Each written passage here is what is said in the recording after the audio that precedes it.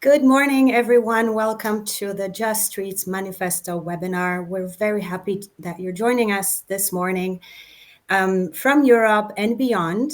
We have over 500 of you here from 60 countries, even as far as Hawaii. So I wanted to give a shout out to everybody who got up and joined us, no matter what your time zone is. So welcome. I'm Paula Henderson. I'm the Communications Director with Just Streets. And I'm very happy to, along with the team, to bring you this program. Seeing how much interest there is in this topic of just streets, we're very happy to see that there's so much interest in it. It's a topic that's growing in significance and importance across European countries and beyond. And we're very happy to bring you the people who are living, breathing, and driving this shift today. We have a great lineup of speakers. You can see it on the screen right now. We have from Just Streets and University of Amsterdam, we have Marco de Brammelstraat. We have Deputy Mayor of Amsterdam, Ms. Melanie van Horst. And we also have from City of Braga, Portugal, Filipa Corrais.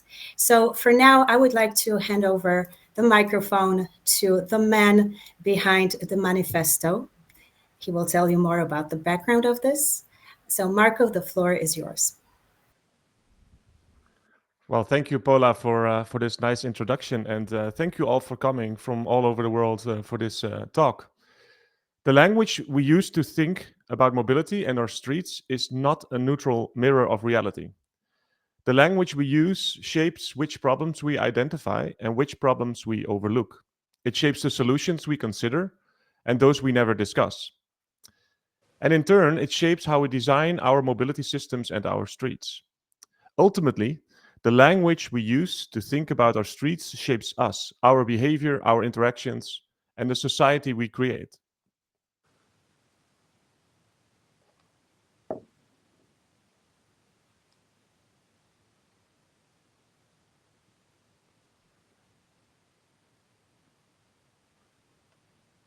Until the 1920s, streets were seen simply as the spaces between buildings, shared public spaces where everyday life unfolded. Over centuries, these kind of places grew organically with the city itself. They didn't belong to a single authority, but instead were developed as an emergent order. Streets served many different purposes at once. If you look at these images, like this one from Mulberry Street in New York, you see that there were places for trade, for meeting, for playing, for moving, and being part of public life. But all of this changed rapidly around 100 years ago, between 1920 and 1930. Mass motorization arrived, bringing large and fast vehicles into these old shared streets. And the consequences were immediate. Children in particular were killed and injured in devastating numbers. Grieving parents spoke the language of justice. How could it be just that innocent children died simply because they did not understand the new threat in their own streets?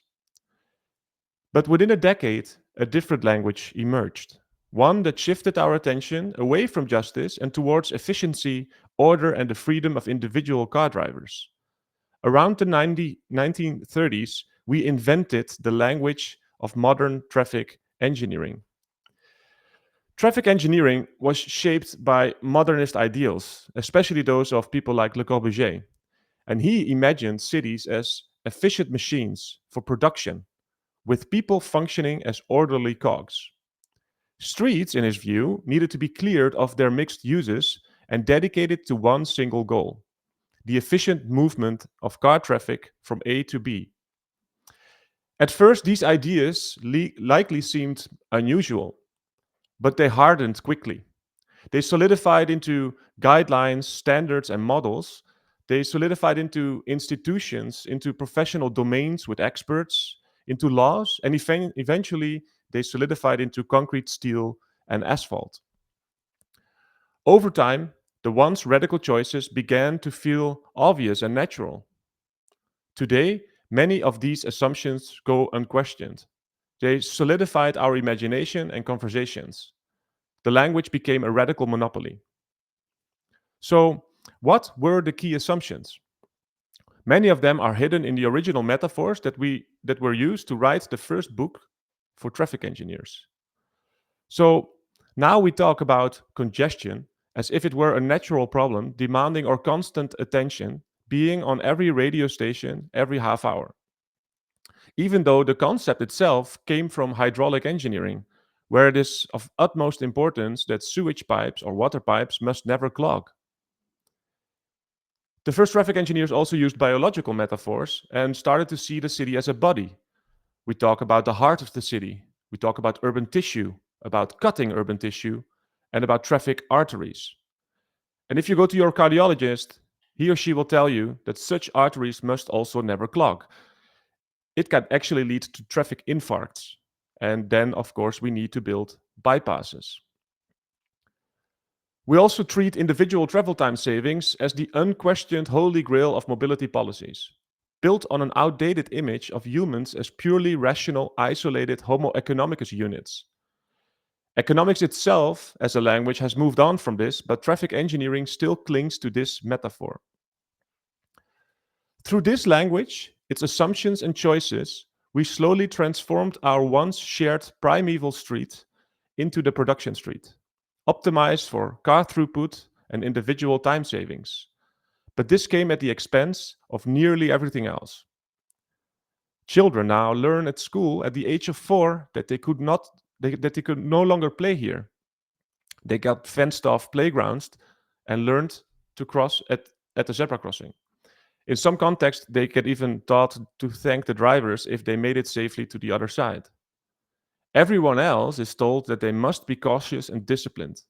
Be seen, don't be distracted, make eye contact, smile, and wave. Social interactions on those streets became defined by traffic rules for isolated individuals rather than shared community life. For instance, in the Netherlands, since 1936, Dutch people must cross the street at a right angle and look left, right, left.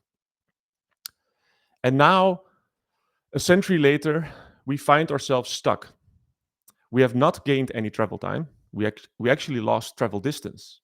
We have not gained mobility freedom. We actually became mobility dependent. We have not strengthened our community. We have depleted public space.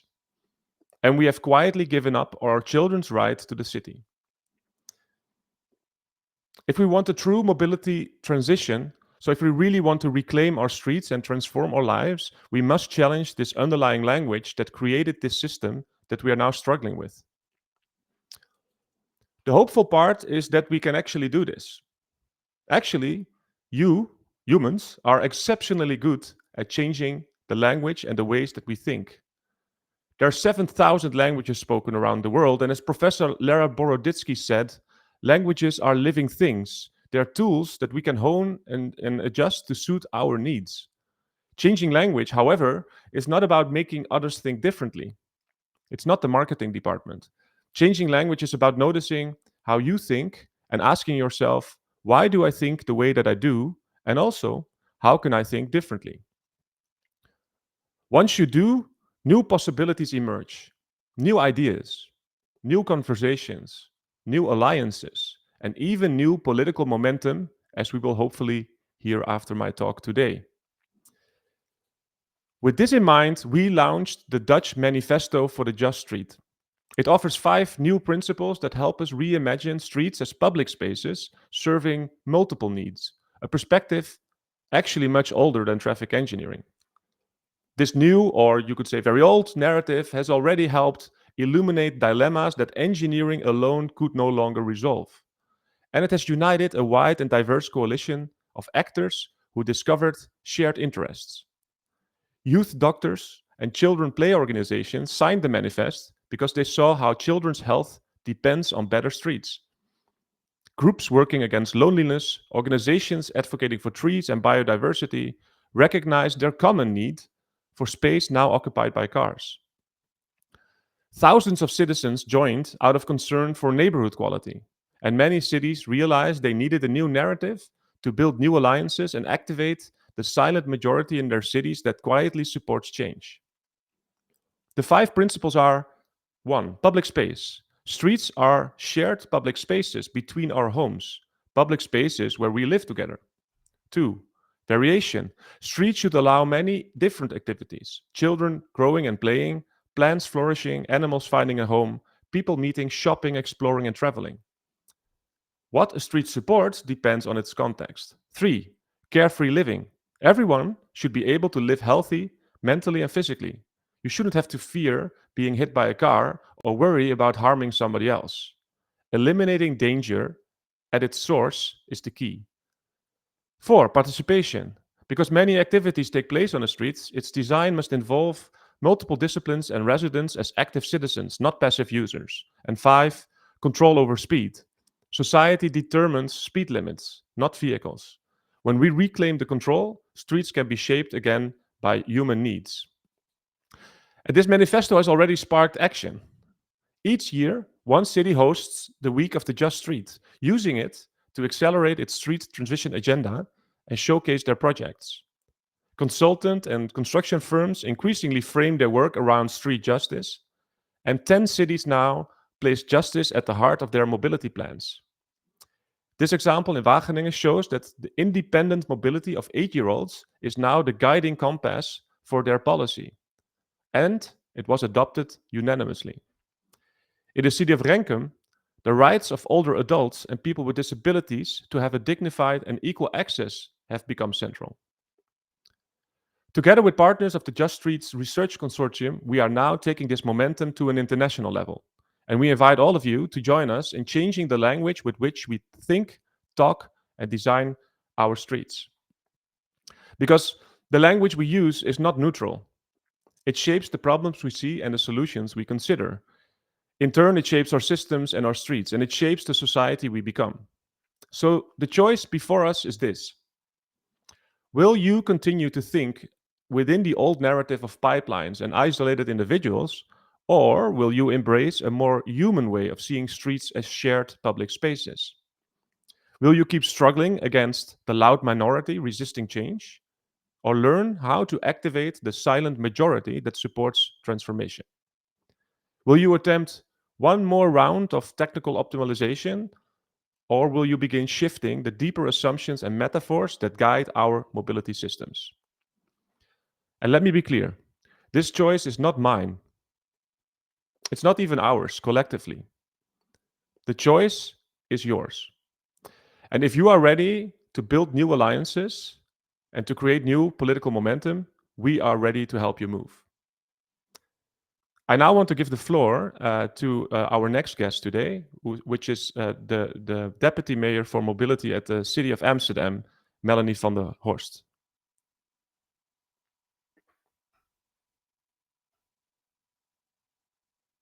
Good morning, everyone. It's an honor to speak with you today at this webinar about creating a future-proof city. And we are all connected by a shared passion, I guess, the future of our cities.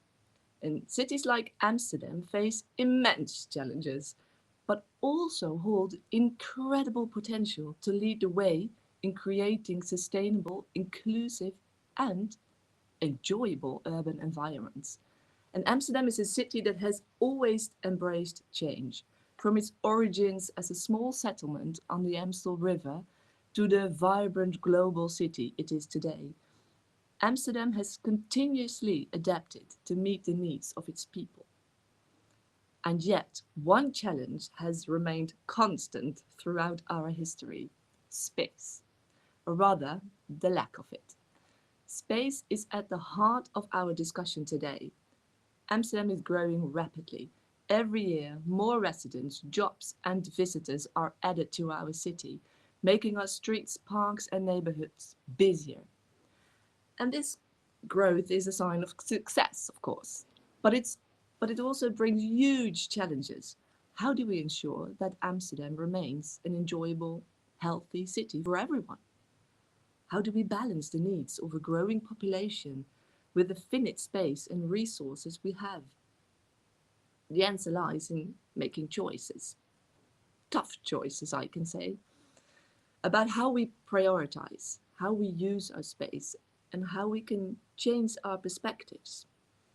And these are not easy choices, but they are essential if we want to create a city that is not only future-proof, but also fair and inclusive. And let me share a story that has stayed with me. Last year, at a gathering I attended, I heard an elderly blind man speak about his childhood in Amsterdam, and he described running freely to school, arms outstretched like an airplane, navigating the streets with confidence and joy. And that image struck me deeply. It reminded me of what we are striving for, a city where every child can walk to school safely and independently, where freedom and safety are not privileges, but rights. And this belief has become a cornerstone of our policy. Recently, the City Council approved the goals of our program, Amsterdam maakt ruimte, which means Amsterdam is making space. And this program is about so much more than just physical space. It's about creating space for what truly matters. It's about making space for children to play, for people to meet, for healthier lifestyles and for sustainable mobility. A true transformation. What makes this program unique is that it's not just a top-down initiative. These priorities didn't come from behind a desk. They came from the people of Amsterdam. Through surveys, workshops, and collaborative conversations, residents spoke with us about what they value most. And their message was clear. Topics as safety and green zones are incredibly important. However, space for children to play was top priority. This is inspiring, and I was very pleased by it actually, a bit proud of my city, especially in a city where space is limited and competing interests often collide. And despite current challenges, there's a shared understanding.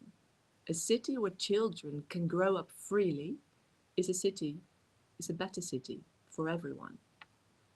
And creating space in a dense environment is not easy, I can tell you that.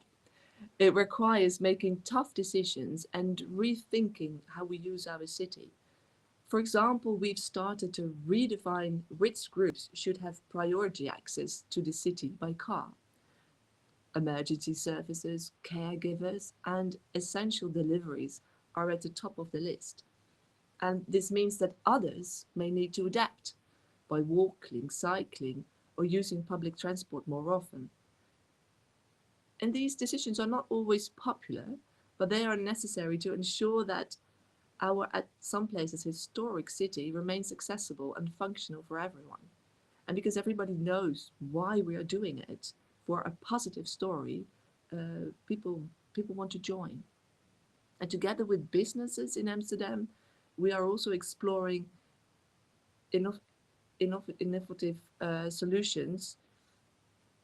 innovative solutions, my English sometimes, to make better use of the space we have. On the Rokin, that's a street in the middle of the city heart. Businesses are experimenting with shared deliveries to reduce traffic and emission.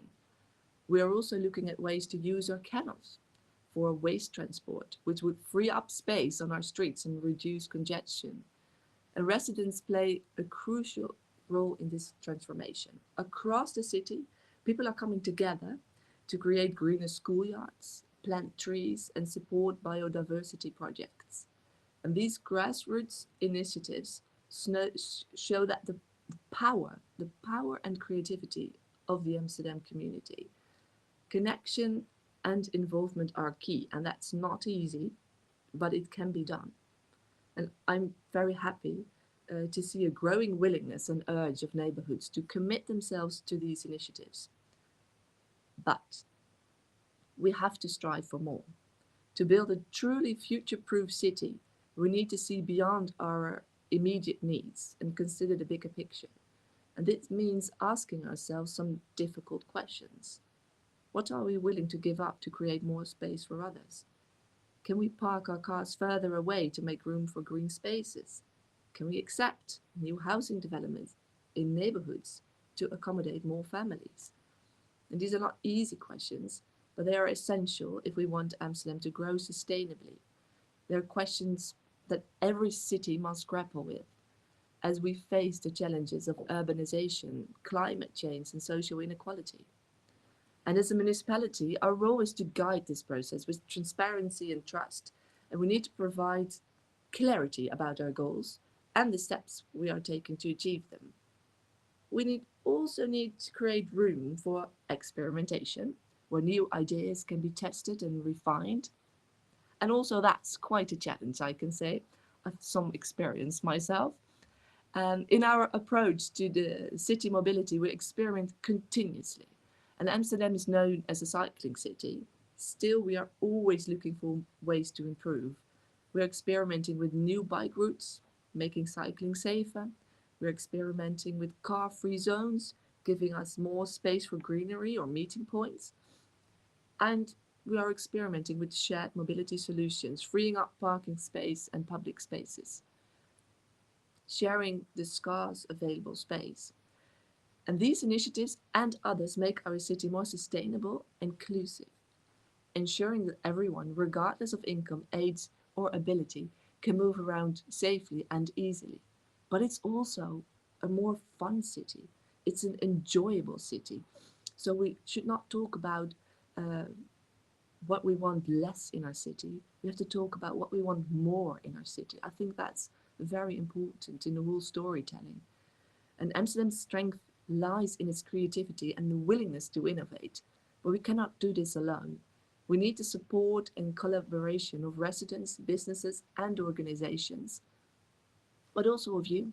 We need to learn from other cities and share our own experiences. And we need to keep asking ourselves, how can we do better for current and future generations? And historically, Amsterdam has always been a city of innovation, collaboration, and courage.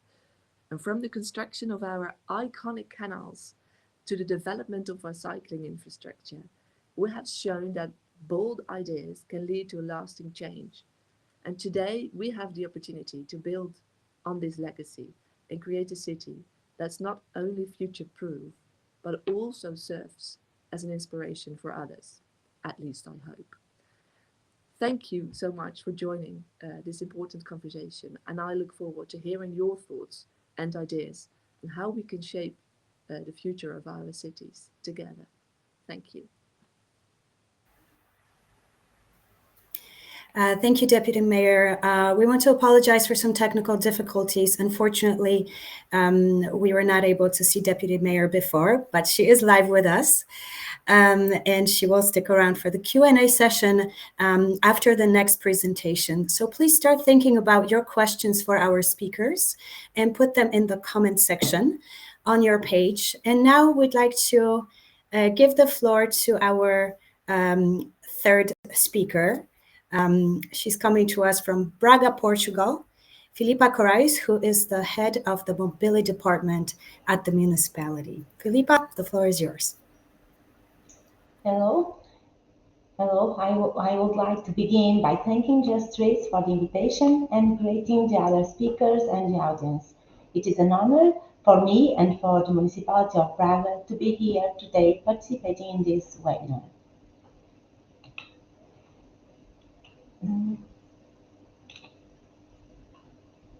I don't know if I can put the other slides.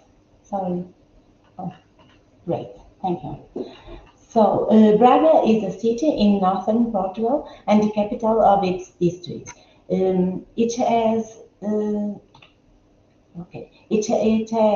a population to over 200,000 inhabitants. The city is not only known for its rich cultural heritage, but also as an academic and innovation hub. In recent years, Braga has gained recognition for its urban innovation and sustainable mobility policies. being awarded as European Rising Innovative City 2024-25 and winning the European Mobility Week Award in 2022.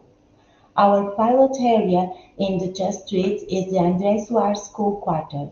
It is a consolidated and dense area strategically located between the city center to the north and the urban river Ecovia to the south, which ensures important daily mobility and leisure connection. This is a very mixed neighborhood with schools, housing, shops, service, as well as cultural and health centers. However, it faces a critical challenge. To the north, it is bordered by a rapid transit road that carries more than 30,000 vehicles per day, often at excessive speeds, which creates a real barrier between the community and the city center. Regarding the mobility challenge, although Braga is one of the largest pedestrianized areas in Portugal, the reality is that the rapid transit roads still create a strong barrier effect. This results in a significant gap in walkability, reducing connectivity and discouraging active modes of transport. At the same time, mobility remains highly car-dominated. The private car still accounts for about 70% of all trips, a clear reflection of decades of car-centric planning. Now, looking specifically at the school André Soares Quarter, here about 80% of public space is allocated to cars.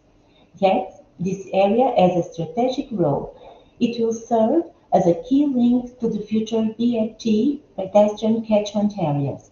On its western edge, it also borders Braga's main avenue, which has recently been upgraded to better support walking and cycling. This combination of challenge and opportunities make it a very relevant pilot area. Finally, in terms of objectives, our focus is to redesign public space to promote environmental health, accessibility, and spatial equity, to empower the local community to foster behavioral change, shift mindsets from car dependence toward active mobility, and to foster participation and truly inclusive co-creation process, ensuring that the transformation is built with and for the community. The transition arena was applied to ensure structured participation. A multidisciplinary team was assembled to prepare and facilitate the process, bringing together expertise from mobility, urban planning, and social innovation. Stakeholders were selected through preparatory interviews and questionnaires, identifying pioneering local agents who were already more open to behavioral change. Between January and February 2025, we organized 4 structured meetings to map barriers, explore shared visions, and generate transition pathways. In April, we moved into the public space with a large open event. Here, ideas were tested directly on the streets, turning temporary interventions into opportunities for dialogue, feedback, and wider community engagement. This was a crucial step in bringing residents and shopkeepers into the process. Finally, a fifth meeting was held to consolidate the work and define more concrete proposals that are now guiding the implementation phase. Sorry. Now let's look at the achievements of this intervention. During the public event, when asked about their wishes for the neighborhood, children expressed very playful ideas, such as swimming pools and water slides. This reveals how strongly water-related imaginary captured their imagination. Building on this inspiration, the intervention included the design of an organic piece of urban furniture that evokes the form of a wave or a swimming pool. Of course, it is not a real pool filled with water, but a sunken, continuous bench integrated into the garden. When seated, people find themselves slightly below ground level with only their heads visible, as if they were immersed.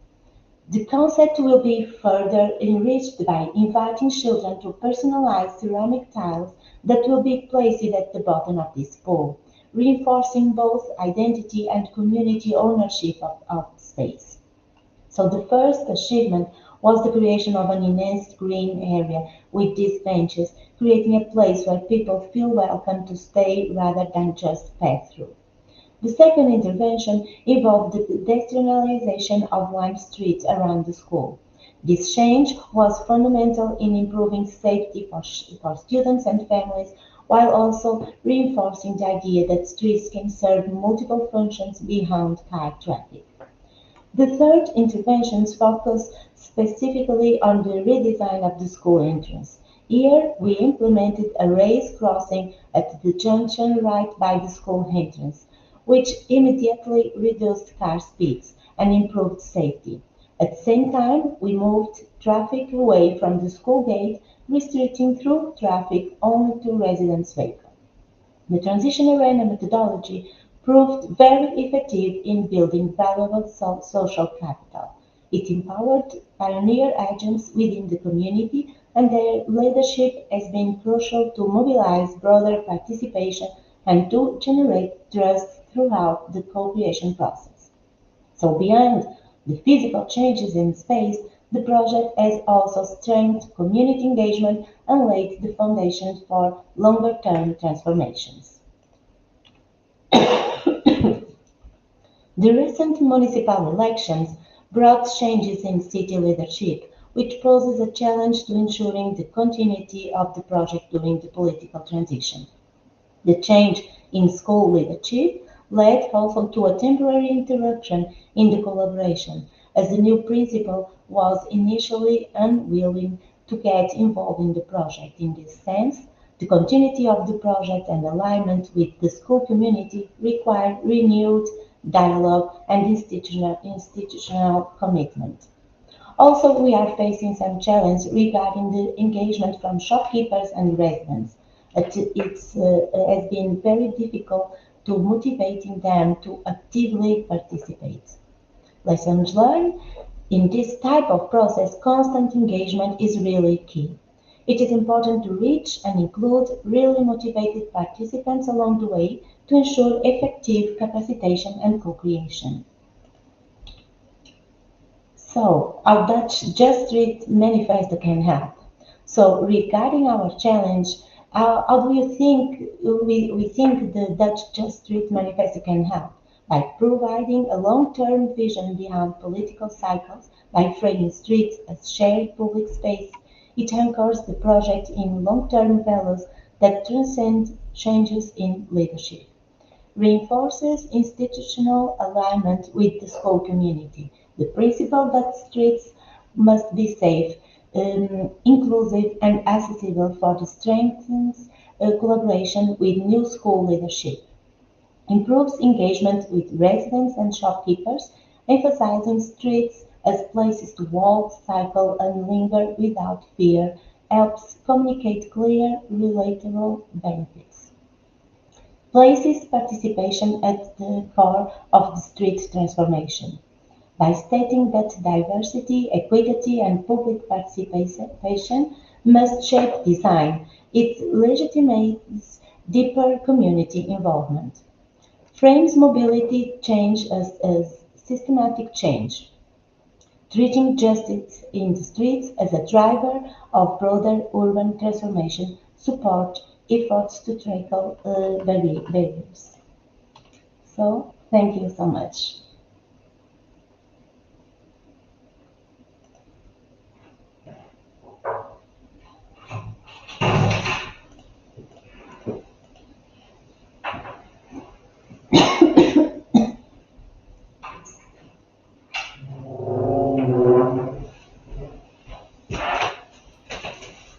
Paula, we can't hear you.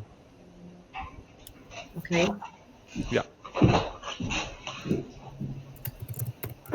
Okay. Well, thank you, Filipa. Thank you to all our speakers. But please, everybody, stick around. Now we are moving on to our Q&A session. This will be the interactive part of today's webinar. So thank you already for the questions we have received in the chat. Please post some more, and if they're for a specific speaker, please do mention their name. So I want to start with the first question that we received here. And to our speakers, whichever one feels like replying, go ahead. The question is, how to embrace the car drivers intelligently? The risk is that the opposing and dominant agenda setter and free riders in their cars push their car aggressively. This is the quote. This happened at least in Berlin. So the question is, how do you embrace the car drivers intelligently?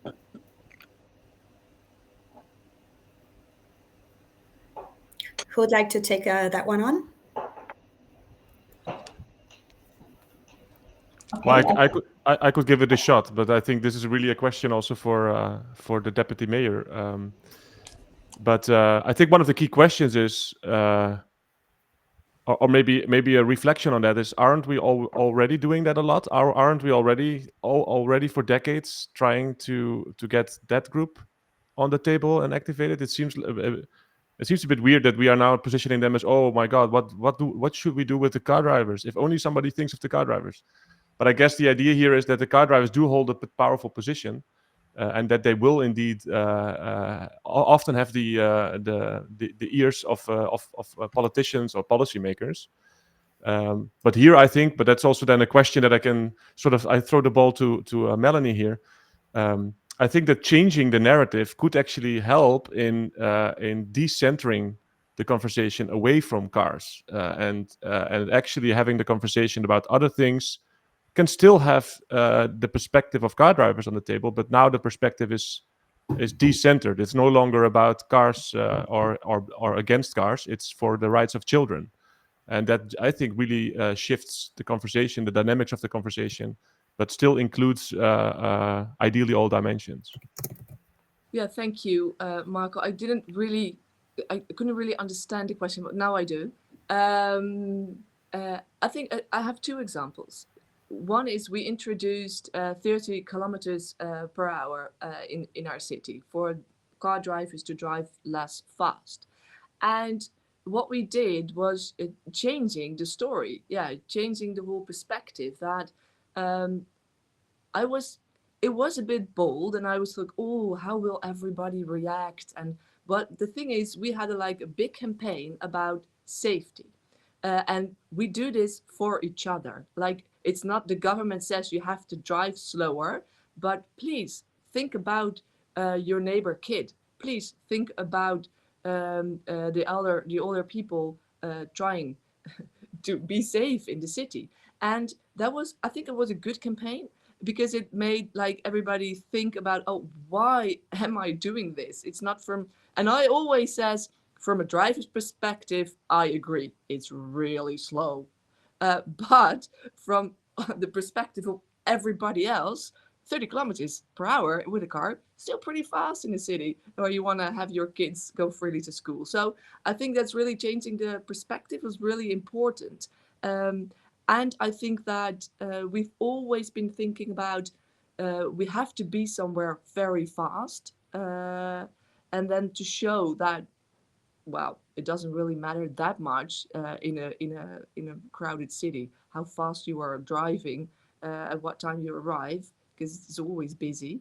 And it's also about showing results. So we had really good results with this 30 kilometers per hour. And it actually got safer. So when we could tell people it was actually safer for everyone to drive a bit slower, you could see that a lot of people understand. And we have 70% almost that actually agrees with it and thinks it's good. So we have a lot of people wanting this. But and maybe the other example, I'll try to make it shorter, is that we do think about cars. So we do not say, oh, cars, it's not like some ideological thing that I think that all cars are evil. Some are, well, they're good use. And you can also say that, just be pragmatic about it. And so what I said in my speech, we have a list from what kind of goals we still need a car with. It's not about the discussion about ideological discussion about cars or bikes. It's just, what do we want our city to be, and for what kind of purposes we still really need the car. And for what, like ambulances, yeah, sometimes we need ambulances to drive with a car or with a motor, by the way. It could also be that. And some logistics can also not really like changed yet with something else. So to actually say, hey, we see it, we have some groups that are important, still need a car, and other groups can do it another time with something else. And you can also like have that perspective on the table, but from out of the goal and not from out of like, I have a right to do this. Maybe to add to that, it would be very interesting. I haven't seen that yet, where a city would communicate the results or effects of a 50-30 implementation, not only in traffic safety, but also in how many additional children can walk to school independently.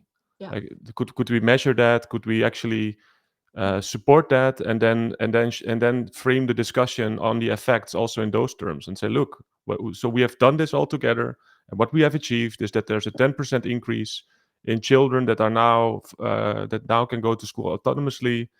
Parents that have a more relaxed morning because of this. There's less fear.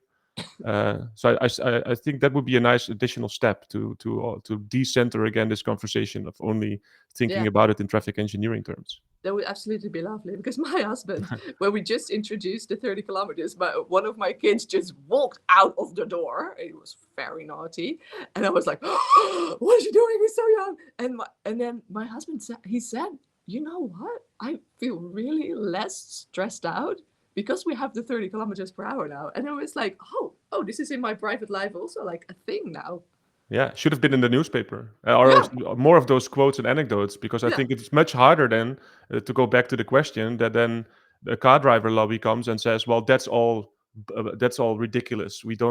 That's not an important goal. We just want to drive fast, right? So you're really making it much harder to hold that position that I think many people that are in this call now think is an absurd position at the first place. So by decentering the conversation, I'm pretty convinced that more people will see the ridicule of keeping sort of the position that so far we have been ignoring the costs of, right? So nobody's is bringing that into the discussion so far, is that the children are losing out in their physical, mental, and social health. So Agreed. Yeah. Next question, Paula. Okay, great. Thank you. We have, I see two questions that are sort of related, and this is for all our speakers. So how can we raise quality of public space that mixes transport and other uses in one area? Or to put it another way, how can street design better reflect the needs of underrepresented groups, such as teenagers, elderly adults, who rarely take part in planning processes? Yeah, that's a nice question. I can take that one first, but maybe someone else wants. We have these discussions. It's really hard to try to get them into the process, but we have like a couple of months ago we had like a big meeting, and there were also younger people asking to have space for their own. And actually, we also have to rethink participation, because participation is always, if we talk about more green spaces, then parents with kids will always say, yeah, we want more green here or something, and you have discussion. But the youth is also very important, and sometimes the youth is also loud, and we have to accept that if we want to share public space, that some of it is also used by younger people who maybe be loud, and we should also think about them, because they are included. And so we also have to rethink that what is a nice public space is not only nice for rich people. or something like that. It's also for other people, and that is sometimes tough.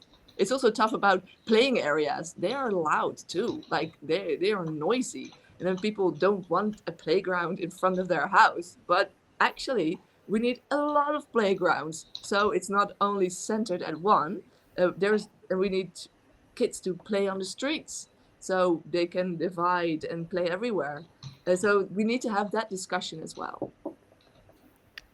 Yeah, and maybe I really like the quote that I read in a book by Tim Gill, and he actually said that the number of playgrounds in the city is reversely correlated with how well the city works for children. So we should actually have 0 playgrounds in cities, and play should be something that can happen right in front of their doors, because children, for their mental and social development, they need to be able to go into play immediately. It's not something that you can plan or schedule, and we know that, right? One really interesting thing I think that's currently going on in Amsterdam is a discussion if the noise created by children can be considered noise pollution, or if we should stop even having that as a sort of a legal position. So I want to add to this question 2 questions, both for Melanie and Philippa.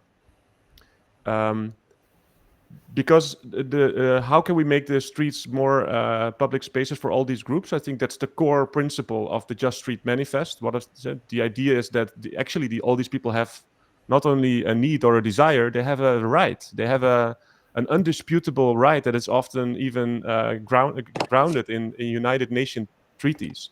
So we cannot even have that question. We should really put that front and center.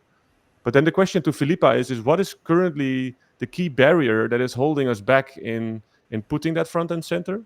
And maybe then the question after that for Melanie is, well, since the city of Amsterdam has been doing this in Amsterdam maakt ruimte, so in this new language, do you really also see new alliances and new momentum for these kinds of conversations popping up? Okay, you can hear me? Yes? Oh, good. Yes. Sorry, but I have some technical issues. So yes, first I want to answer to the first question. So in Braga, involving car drivers is a key element for change, given that 70% of the population uses car. So what we did in André Soares' pilot project was to create a transition arena with pioneer agents, with the children, with teachers, with people with disabilities, and they was our ambassadors, and they help us to engage a wider audience and raise awareness of the need of justice, also in the reallocation of public space. Now, answer to the question of Marco. So another strategy has been to focus on the benefits of promoting active mobility and reallocating public space, such as safety and health. But yes, the pioneers in the transition arena are crucial to the change of mindsets and of the behavior of the population. And we already analyze some changes in this way, so I think it would be good. Yeah, thank you. Yeah, and then the question was about how we do, if we see new momentum in the city. And I think the answer is yes. I think we have a lot of people that see that change is necessary, but they also see like the positive things about it. So they really, they've really embraced the vision of to put children first, which is nice. And we also see entrepreneurs working towards the goals now, like working more together with the government, and they're not trying to be against it, but just say, hey, but please see us as well. And we do see them. So we just really cooperate now.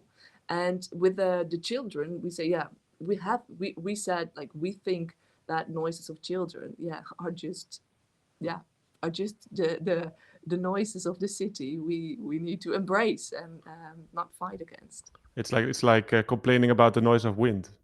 Exactly, it's nature. So Yeah. So one question that came in the chat, which I tried to keep up with, but it is quite dynamic, is by Mark Beeftink, and I think it also connected to this, because this is one thing that I also observed, is did this new language help you to make this political fight, you could say, part of all the deputy mayors, and not only the deputy mayor of mobility? So does this new language of justice or making space actually also give you more support by also bringing in the policy agendas of your colleague deputy mayors?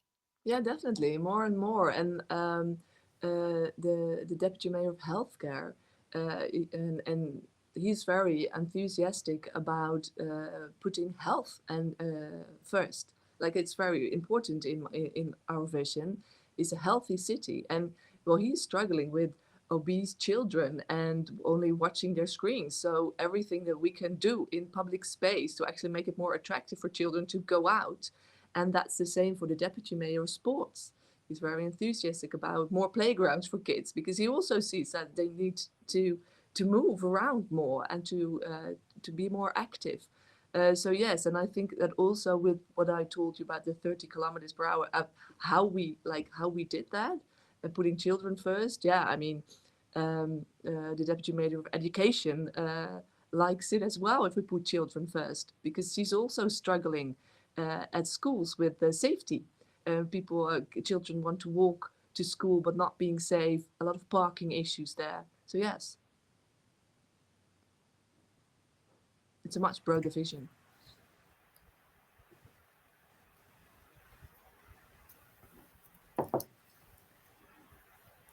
All right, we have some more questions coming in from the audience. Thank you very much for those.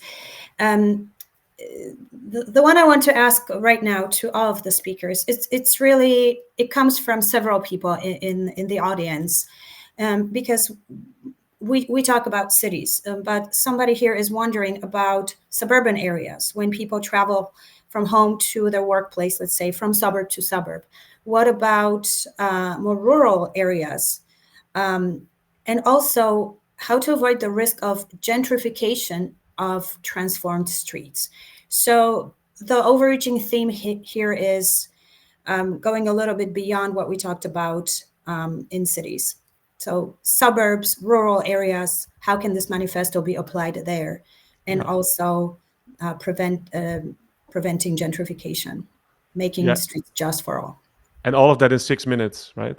So yes. Yeah. Go for it.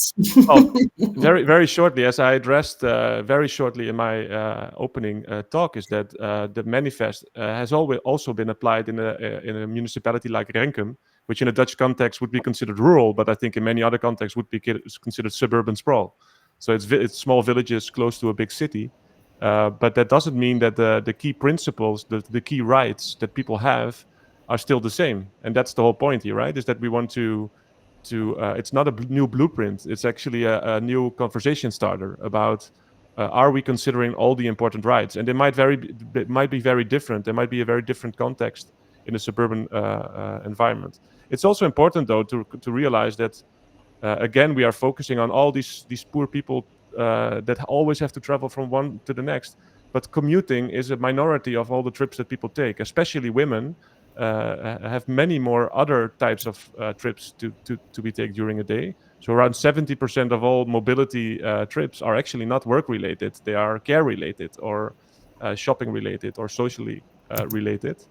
And again, I think it helps in any context to shift the conversation also towards what have we lost in the process, because suburbia in many ways is deeply connected to high levels of loneliness, high levels of anxiety, depression, social health problems, mental health problems, and physical health problems. And we can't keep ignoring that. So I think the manifesto for the Just Street is an attempt to bring all those things back into the discussion that have been ignored for so long. Yeah, and I think to add, we have if you drive to school, and everybody is going to drive their children to schools, then it's getting unsafer all the time for actually children to walk to school.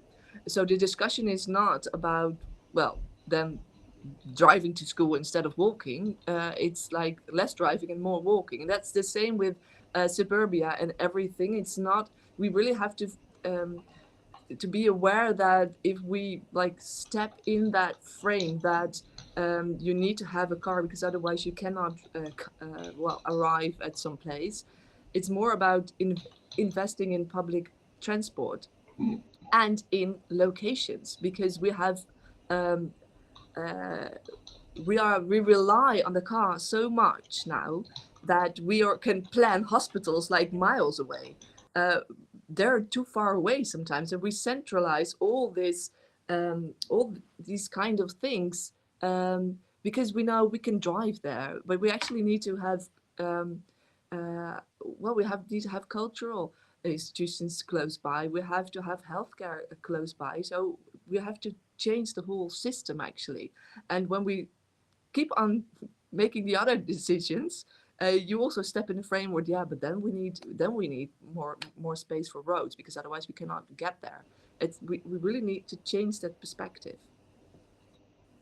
But to add maybe a little bit to that, of course, we also want people from suburbia to be able to come to a city, and so we need to have more investments. But we also see that the car dependency is still a lot higher, so we need to think about parking spaces somewhere close by a city, and from then step over to public transport. These things we need to rethink. And first we thought we could do that in the city, but the city is getting too crowded. So we also have to think about a village further away, and then make the transport to public transport already. But I think one important thing that I want to add is that we first need to acknowledge that the systems that we are currently in are a result of the language of traffic engineering that we have spoken for 100 years. They are not a given. We have created that situation. We have extended the average distance that people are traveling in Western society from 6 kilometers in 1950 per person per day to 42. That's not a given. That's a result. And it's up to us to sort of at least acknowledge that.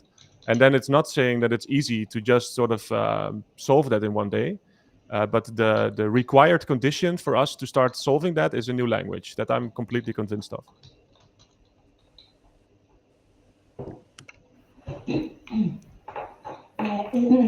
In case of Braga, the Livable Streets event organized in April was a crucial moment. This moment allowed us to bring more people into the process. Vulnerable people also, and the residents and shopkeepers that are very resistant to engage.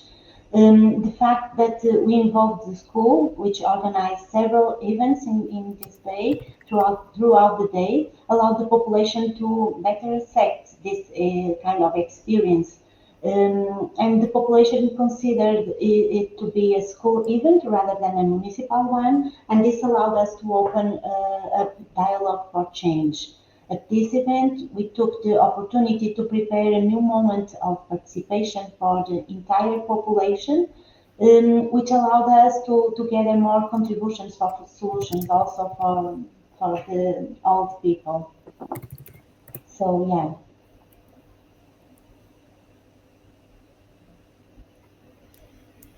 Okay, thank you, everyone. We have time for one short question, and this one is specifically for Philippa and for the Deputy Mayor about the transitional phase in your cities. What was the media behavior during that? Is there something you can share? I don't know if Melanie wants to start. I can start, okay. Like I said, we are in a transition moment, so we need the help of the media, of course, to share this kind of experience. And we have a lot of help, like in the European Mobility Week. We made a lot of measures to raise awareness in the population. So at this moment, the media help us a lot, of course. With the right message. But in this moment of transition, we will help a lot more. So we need to engage also the communication department. I'm sorry, the question was of how does the media help us or not? Yeah, so what Yeah. has been the behavior of the media during your Well, transition usually they period? do not help us a lot. No, because media listens to loud voices, and loud voices are car users, or people that have to change their behavior. So, and they can be very loud, and it's very fun, and you have a great storyline if you have like people that are angry about some change, but I think they also um, they understand the difficulties of the city. So I think that it's both. So if we have like one project you want to do, there's everybody is angry. But if you have the storyline about a different language and children need to grow up in this city and be safe, then they write about how busy it is and that it's understandable that the government has to do something. So it's both ways. But I think you have to keep on going and tell the story and try to change the perspective. And it's kind of working out slightly, slowly. Great. Thank you both. And thank you to everybody who joined us today. But please stick around for one more minute. I have a few closing remarks for you because this webinar today is not a one-time thing. It's just the beginning of a much larger initiative. Marco's local work in the Netherlands was the starting point. And now the Just Streets project is scaling this local experience into an international effort. As the Just Streets Consortium, we will be working together to expand the manifesto into a collaborative effort led by our project partners, the Links Foundation from Italy, and we'll also be working together with Urban Future from Austria in guiding this effort. So what we call the Manifesto 2.0 will be developed after this webinar with collective input, and it will be available on our websites. It's just-street.eu, but you can find us on LinkedIn where you are right now. But I wanted to tell you this.